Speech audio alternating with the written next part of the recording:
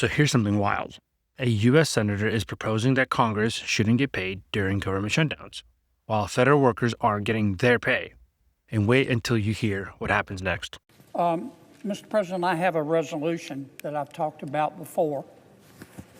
I want to emphasize that it's not a bill. Could I ask for order, Mr. President? Can I order in the chamber?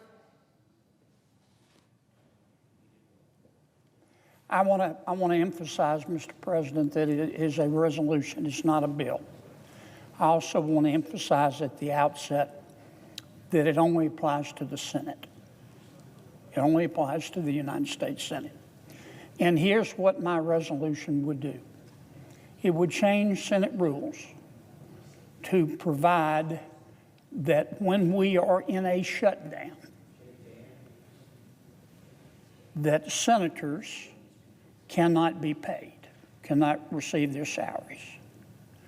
Their checks would be, think of it this way, Mr. President, locked in a vault. And once the shutdown is over, the senators could pick them up. He's saying hold our paychecks in a vault during a shutdown.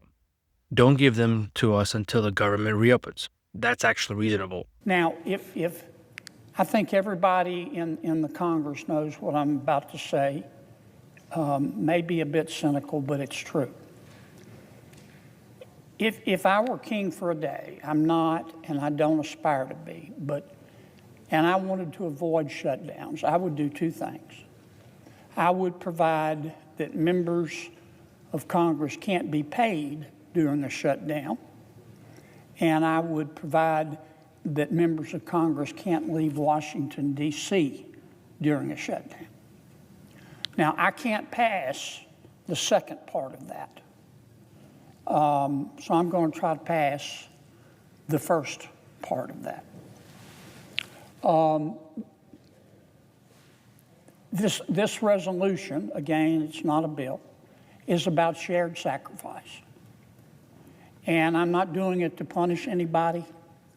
I'm not doing it to try to embarrass anybody. I recognize that there are varying degrees of wealth among United States senators and their ability to go without a paycheck. I know and like every member of this body. And every member of this body has grown, who has a substantial amount of wealth, has achieved that wealth through their own hard work. And most, if not all of them, started with nothing. And you know what I say? God bless them. More power to them. That's America. So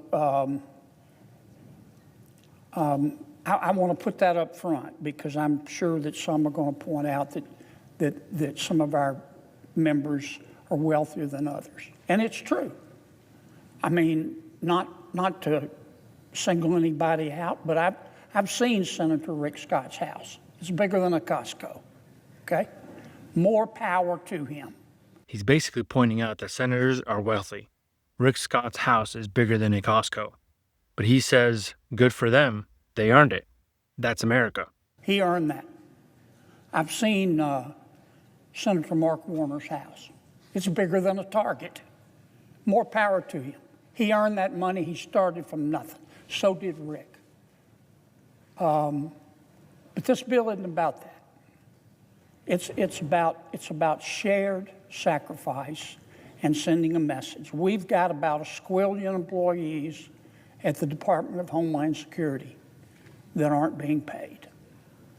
And there is no prospect of them being paid. And here's the kicker. A squillion employees at DHS aren't being paid. These are the people protecting us. But Congress, they're still getting their pay. Before I yield to my colleague, Senator Marino, I want to point this out. I said it yesterday, but I'm going to say it again. The party line among us is that we're that close to reaching a deal, to which I respond, a deal to get government back open. to which I respond respectfully, Dreamweaver. Okay? I don't believe it. Then he drops Dreamweaver, basically calling BS on the idea that a deal is close.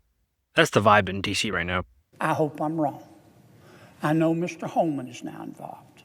He's good, but he can't work miracles.